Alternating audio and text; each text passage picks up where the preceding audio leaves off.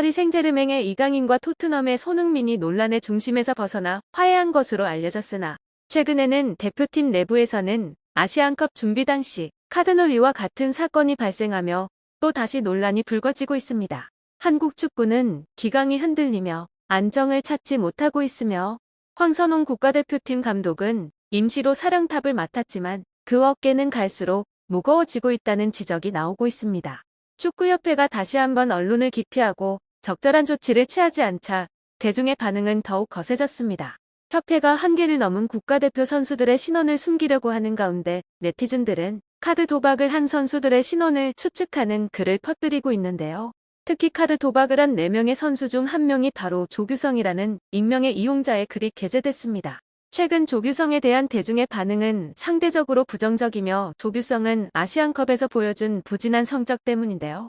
이후 조규성은 카드게이트 사건에 대해 공식 입장을 밝혀 여론을 깜짝 놀라게 했습니다. 반면 유럽에서 뛰고 있는 주장 손흥민은 갑자기 정몽규 회장의 무리한 요구를 받고 분노를 금치 못했는데요. 저희와 함께 실제로 무슨 일이 일어났는지 알아봅시다. 최근 한 달 동안 카타르 아시안컵에서의 실망스러운 탈락 후에도 한국 축구대표팀은 여전히 내부적인 문제들로 인해 어려움을 겪고 있습니다. 황 감독이 이끄는 A팀은 이번 주에 다시 모이게 되었으며 이들은 18일에 고향의 한 호텔에서 모여 훈련을 시작할 것인데요. 이번 훈련은 황 감독이 지난 아시안컵 후 한 달 넘게 소방대원으로서 일했던 클린스만 전 감독에 이어서 일시적으로 지휘봉을 맡은 후 첫 번째 훈련입니다. 황 감독은 이번 3월에만 태국과의 피파 북중미 월드컵 아시아 지역 2차 예선에서 팀을 이끌게 될 것이며 한국 대표팀은 21일에 서울 월드컵 경기장에서 태국과의 홈 경기를 치르고 이후에는 26일에 방콕에서 4차전을 치를 예정입니다.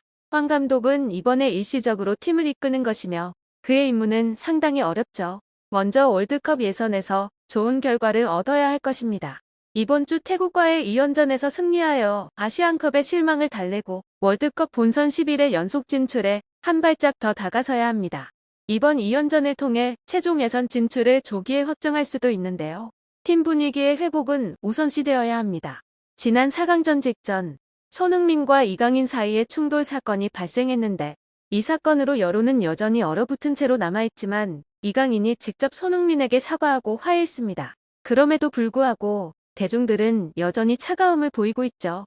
그런 상황에서도 이강인은 이번 대표팀 명단에 포함되었습니다.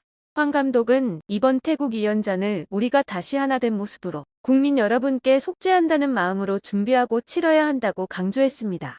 그러나 소집을 앞두고 팀 내 기강 문제가 다시 떠오르고 있는데요. 최근 UAE 아부다비에서 선수들이 협회 직원과 함께 돈을 걸고 카드놀이를 한 사실이 알려졌습니다. 협회는 이것이 도박이 아닌 음료값 등을 위한 거래였다고 설명했지만 선수들과 협회 직원 간의 이런 행동은 비판을 받고 있는데요.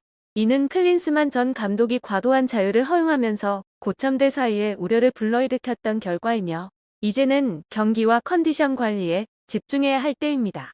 황 감독은 한국 축구가 큰 위기에 처해 어려운 상황이다. 대표 선수로 생활하면서 많은 혜택을 받았기에 축구인의 한 사람으로서 도움이 돼야 한다고 생각했다. 축구하면서 어려운 때는 피해 가고 쉬울 때만 나서지 않았다고 해결 의지를 밝혔습니다. 이어 조금 짧은 기간이라도 좀 세심하게 들여다볼 생각이다며 여러 가지 대화를 통해서 어려워하는 부분들을 조금은 정리를 좀 해야 하지 않나 생각한다고 강조했습니다. 축구협회에 따르면 지난달 20일 인사위원회를 열어 해당 직원을 직위해제하고 이후 여러 차례 당사자와 주변 직원 등을 대상으로 조사를 진행했습니다. 결과를 토대로 추후 인사위원회를 열어 해당자에 대한 징계를 진행할 예정입니다. 그러나 현재 대중이 우려하는 점은 도박 행위를 한 선수가 공개될지 아니면 처벌을 받을지 여부입니다. 실제로 도박은 카드놀이뿐만 아니라 탁구, 보드게임, 전자게임 등 다른 게임에도 적용되었죠. 즉, 국가대표 선수들은 여가 시간에 스트레스를 풀기 위해 게임을 하는 것이 아니라 도박을 목적으로 하는 게임을 하는 것입니다. 언론은 카드 도박을 하는 선수들에 대해 다음과 같은 정보를 공개했습니다. 1996년생 이하, 다가오는 태국 경기에 소집됨, 핵심 선수. 이 외에도 익명의 네티즌이 공개한 또 다른 정보도 SNS에서 화제가 되고 있습니다. 기사에 따르면 최근 축구협회 규정 위반으로 해고된 직원 A씨는 조규성과 친분을 갖고 있으며 아시안컵 기간에도 조규성과 자주 게임을 펼쳤습니다. 정말 팬들의 기대를 뛰어넘는 일이죠. 카드게이트에 대한 정보가 퍼지자 네티즌들은 카드 도박을 한 선수가 다름 아닌 탁구 3인방 이강인, 설영우, 정우영일 것이라는 추측이 나왔기 때문입니다. 최근 조규성은 지난 아시안컵에서 좋은 모습을 보여주지 못해 대중의 반응이 그리 좋지 않았는데요. 강인한 체격을 바탕으로 상대편의 박스 내외에서 주무르고 패스를 제공하는 역할을 능숙하게 해낸 조규성은 빠른 발을 활용하여 측면을 이동하거나 공간을 찾아내며 좌우 활동 범위가 넓습니다. 그러나 박스 안에서의 정확성은 상대적으로 떨어지죠. 최근 그의 활약은 침체 상태입니다. 지난 아시안컵에서는 한 골을 기록했지만 대체로 부진한 모습을 보였는데요. 소속팀으로 돌아온 후 4경기에서는 페널티킥으로만 한 골을 넣었습니다. 조규성은 덴마크 이적 이후 정규 시즌 20경기에서 9골을 넣었는데 그중 4골은 페널티킥으로 기록됐고 7번의 페널티킥 중 3번을 실패하기도 했습니다. 이에 조규성은 부진한 성적에도 불구하고 다가오는 A매치에 계속 소집되며 대중들로부터 부정적인 반응을 얻고 있습니다. 그가 실제로 카드게이트 논란에 연루됐다면 팬들에게는 큰 충격이 될 것이죠. 이후 기자는 곧바로 조규성에게 연락해 SNS에서 화제가 되고 있는 게시물을 확인했습니다. 조규성은 갑자기 대표팀 내부 논란에 휘말려도 당황하지 않고 짜증을 내는 모습도 보였는데요. 그는 솔직하게 다음과 같이 말했습니다. 나 역시 그 이야기를 듣고 새벽까지 어떤 선수가 카드로 도박을 했다는 사실을 전혀 몰랐다. 난 이 일과 아무 관련이 없음을 확인합니다. 만약 정말로 그런 짓을 했다면 나는 즉각 탈퇴하겠다. 경기력이 좋지 않을 때도 있지만 국가 이미지에는 절대 훼손이 되지 않도록 하겠다. 조규성이 이렇게 강경한 입장을 취한 것만으로도 카드게이트 논란과 무관하다는 점을 충분히 입증할 수 있을 것이죠. 한편 정몽규 축구협회 회장, 손흥민 관련 정보도 수집했습니다. 특히 이강인이 대중의 분노와 이로 인해 많은 피해를 입던 상황에서 손흥민은 이강인을 구하기 위해 일어섰죠.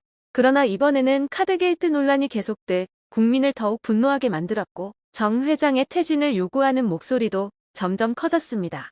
정몽규 회장은 곧바로 손흥민에게 연락해 국가대표팀 보호를 위해 다시 한번 논란을 해결해 달라고 요청했는데요. 물론 손흥민은 정 회장의 무리한 요구에 극도로 분노해 즉각 거절했습니다. 사실 그는 이번 사건과 아무런 관련이 없으며 지금으로서 발언을 하는 것은 적절하지 않죠. 더욱이 이번 사건은 축구협회 관계자들의 방만한 관리로 인해 발생한 만큼 관련 없는 사람들이 연루되기보다는 정 회장 스스로 해결해야 합니다. 끝까지 시청해주셔서 감사합니다. 도움이 되셨다면 좋아요를, 다른 이야기도 궁금하시면 구독을 눌러주세요.